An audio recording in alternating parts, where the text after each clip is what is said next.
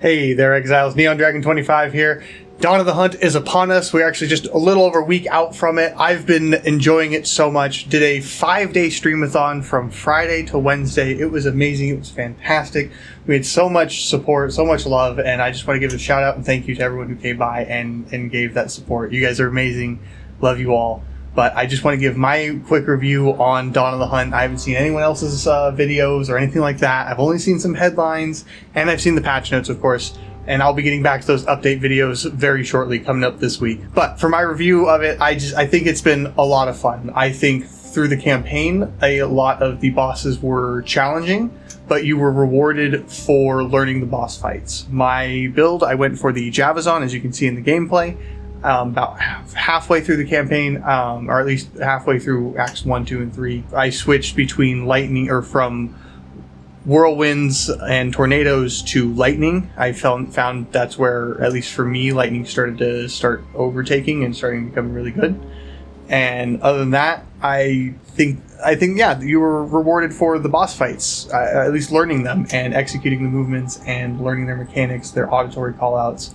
With the exception of the Viper fight in Act 3, with the Arakeli's web or the Arakeli sting, that I feel like just needs to be adjusted.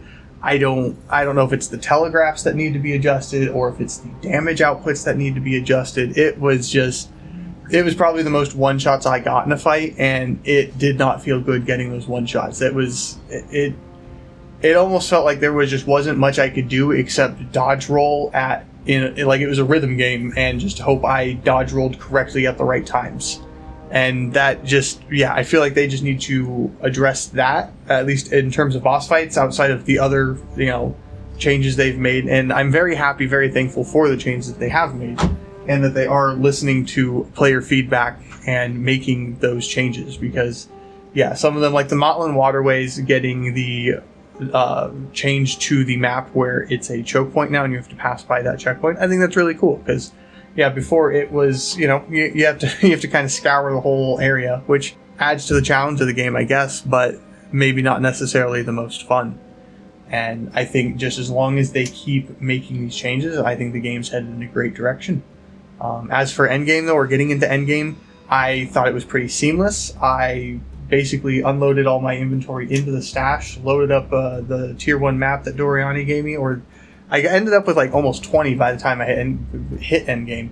So just loaded up one of those, ran it, and soon enough I got some powerful drops, and I was going up in the maps, clearing those corrupted areas, getting my fractured orbs, and I feel like overall, when I look on the map, there's generally something to go chase. I enjoy the towers, at least for now. I think the towers experience is a lot better with how they work and how they function, covering a larger area and being able to load in up to 3 tablets.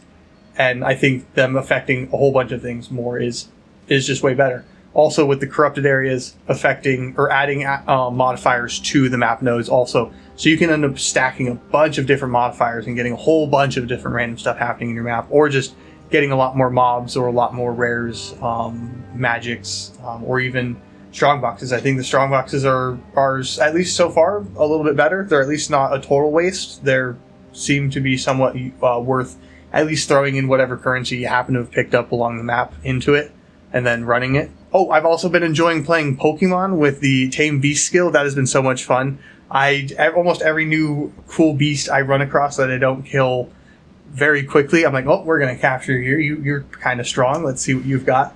I am hunting for some specific types of auras and such, but for the most part, or damage types, like the Lightning Storm is pretty good, I've found.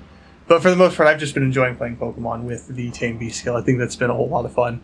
I'm excited to reach the pinnacle bosses. I'm excited. I haven't done that yet.